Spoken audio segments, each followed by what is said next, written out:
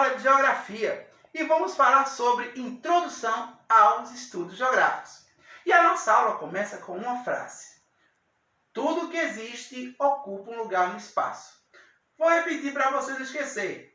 Tudo que existe ocupa um lugar no espaço.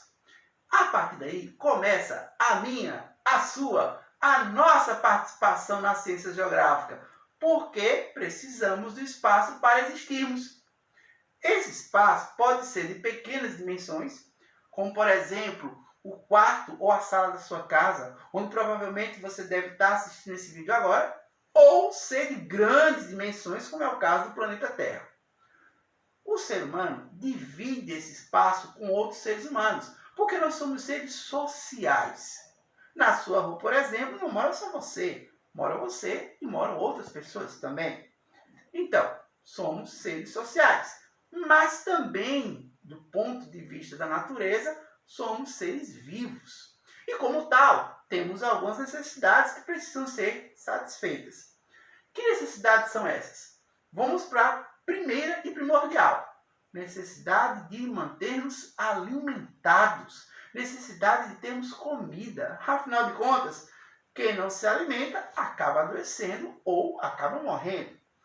Além de comida, nós precisamos também de outras necessidades, como por exemplo, uma cadeira para sentar, uma cama para dormir, uma roupa para vestir ou uma casa para morar. Essas necessidades, para resolvê-las, nós precisamos recorrer à natureza. A natureza é a fonte primária de todas as coisas. Por exemplo, o seu celular ou o seu computador que você está acompanhando essa aula aí agora. Para eles existirem, foi preciso o quê? O ser humano ir até a natureza, pegar, por exemplo, petróleo. Do petróleo vem o plástico, tá? Ir até a natureza e pegar, por exemplo, elementos como cobre, chumbo, ferro, tá? Que são minérios e minerais, e a partir daí transformar isso em peças que vão compor o teu celular, vão compor a tua televisão, o teu computador. Então veja que a natureza, tá? É na natureza onde se encontram as coisas que nós usamos. Ela é a fonte primária de todas as coisas. Porém, a natureza, ela não dá nada de graça. Ela cobra alguma coisa do ser humano. E aí, será que você sabe o que a natureza cobra da gente? Começa com a sílaba tra. Trabalho. Através do trabalho, o ser humano modifica a natureza e a partir daí ele cria um novo tipo de paisagem, tá? No campo geográfico. É bom lembrar que o trabalho ele é citado, inclusive, nas alegorias da criação. Lembre-se, qual foi o castigo que Deus deu ao homem por ter desobedecido, por ter provado do fruto que a mulher havia dado no Éden? Trabalharás e ararás a terra, e tirarás da terra o sustento do teu rosto com o suor do teu trabalho. Poxa, falou bonito, hein? Mas poderíamos resumir isso numa frase: vai trabalhar, homem! E é por isso que a gente está aqui, a essa hora, gravando esse vídeo para vocês assistirem. Mas vamos lá então. Através do trabalho, o ser humano transforma a natureza de acordo com as suas necessidades. E a partir daí nós temos uma nova configuração na paisagem, que são os elementos culturais ou artificiais, elementos criados pelo ser humano. Vamos distinguir bem os dois. Quando você pega a paisagem, você vai perceber elementos que foram criados pela natureza. Que elementos são esses? Rios, montanhas, florestas, lagos, planaltos, planícies, depressões, tudo isso aí, geleiras, tudo isso aí foi criado pela natureza, não é uma criação humana. É claro que o ser humano pode fazer algumas intervenções, como, por exemplo, fazer uma barragem, fazer um dique, fazer um duque. Mas a partir daí já deixa de ser uma paisagem natural e passa a ser uma paisagem com elementos artificiais, culturais, criados pelo ser humano. Que elementos são esses? Vamos lá. O que o ser humano cria em termos de paisagem? Cidades, indústrias, pontes, tá? Conjuntos habitacionais, tá? Estradas, diques, túneis, barragens, tudo isso são elementos artificiais, portanto feitos pelos seres humanos, tá? É bom lembrar que Dentro desse aspecto surge uma coisa chamada espaço geográfico. E o que é o espaço geográfico? O espaço que o ser humano ocupa na face da Terra. O espaço transformado pela ação humana. E é bom lembrar que hoje o ser humano praticamente ocupa quase todo o planeta Terra, salvo, é claro, algumas áreas que são impróprias para a habitação, como, por exemplo, as extremidades polares, tanto do norte como do sul, ou regiões de altas montanhas, ou regiões de grandes florestas, tá? É claro que o ser humano pode passar por elas, transitar por elas, porém, necessariamente ele não é uma área que seja habitável. É uma região chamada anecúmena, ou seja, uma região não propícia à fixação humana, tá ok? Continuando então. O papel do geógrafo, né? Lembrando também que as paisagens geográficas, né? As paisagens elas são dinâmicas, ou seja, elas estão em constante processo de transformação e de mudança. Por exemplo, se você sair de Paulista hoje e voltar para aqui para Paulista daqui a 10 anos, será que a rua onde você mora ela vai estar com a mesma configuração? Será que ninguém vai fazer uma reformazinha, mudar a frente de uma casa, ou construir uma calçada, ou abrir uma garagem de carro? Vamos pegar a cidade. Tenta lembrar como era a cidade há 10 anos atrás. Ela era igual ao que é hoje? Claro que não.